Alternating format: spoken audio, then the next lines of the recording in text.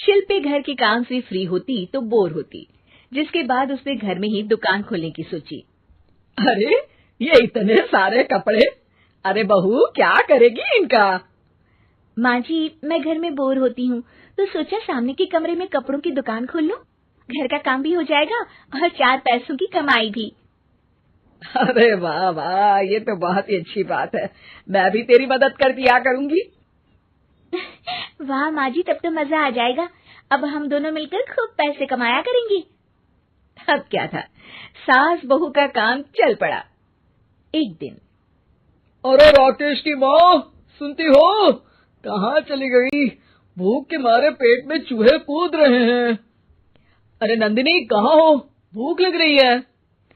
पापा कहाँ है माँ?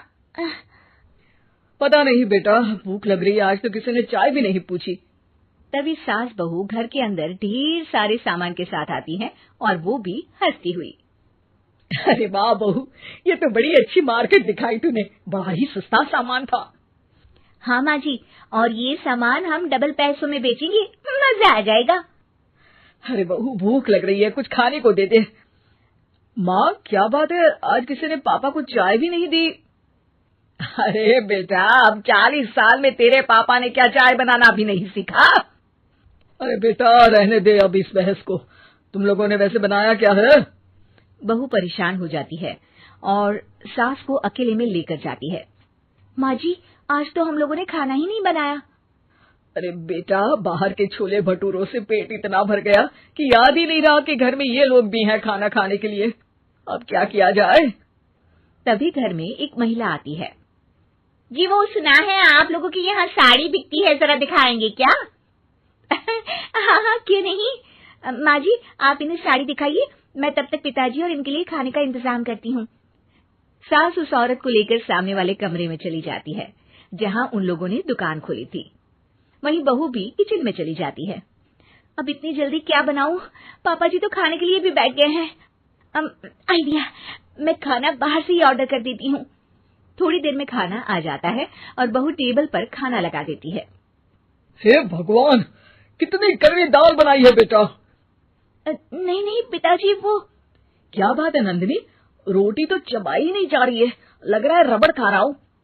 एक तो इतने महंगे होटल से खाना मंगवाया और वो भी इन लोगों को पसंद नहीं आया। तभी सास नोट गिनती हुई बाहर आती है। वाह माँ जी, बड़ी कमाई हुई लगती है। हाँ, मैंने वो 2000 वाली साड़ी 3000 में बेच दी। अरे वाह माँ जी। दोनों सास बहू बहुत खुश हो जाती हैं। मेरे पेट में ना बेटा जोर का दर्द हो रहा है। अरे माँ, क्या हुआ? पेट में दर्द? बाहर का कुछ खाया था क्या? मैदा तो नहीं खा लिया? मैंने छोले भटूरे खाए थे। माँ क्यों खाए? आपको तो पता है कि आपको मैदा सूट नहीं करता। चलिए माँ को डॉक्टर के पास ले जाते हैं। तभी अंदर से पापा की आवाज आती है। हे भगवान, मेरा तो पेट खराब हो गया।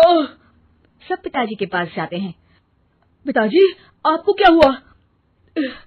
खाना बासी था शायद।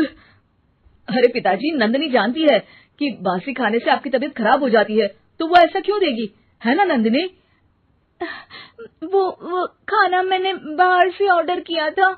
मैं और माँ दुकान का सामान लेने गए थे, इसलिए खाना नहीं बना पाए।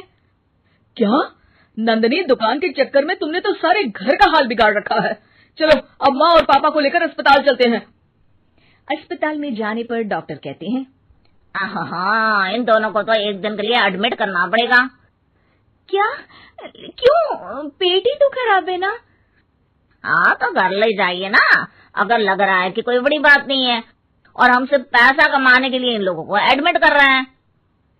नर्स, जरा इन लोगों को बिल तो दे देना। चलिए मैं आप लोगों को पैकेज समझा देती हूँ।